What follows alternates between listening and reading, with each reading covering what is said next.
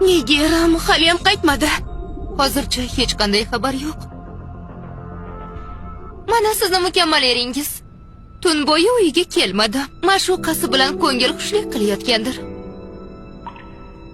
Yo'q, mumkin emas. Jiyanchang rostdan ham tun bo'yi uyga qaytmadi. Yaxshiyamki hamma uchun tayyorlangan mehmonxonamiz bor. Biz u yerga boramiz. Agar biror narsa bo'lsa, birinchi biz bilib olishimiz mumkin. Yaxshiyamki mehmonxona bor. Bunday joyda tunashni xohlamayman. Bu yerda yashab bo'lmaydi.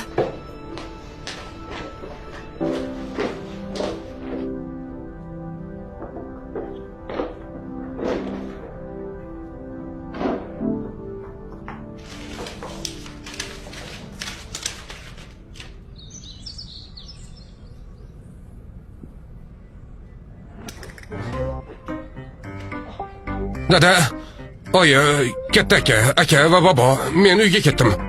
Jeshi tez orada ishdan qaytadi. Uni oldingizga olib kelaman, xo'pmi?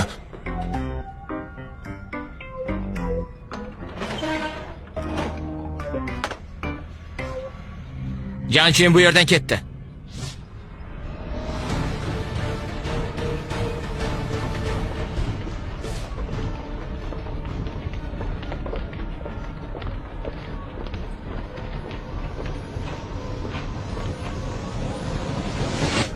U yolg'iz ketdimi?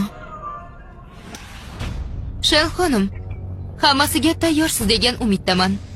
Ehtimol oilangizni buzgan ma'shuqa shu eski uyda yashaydi.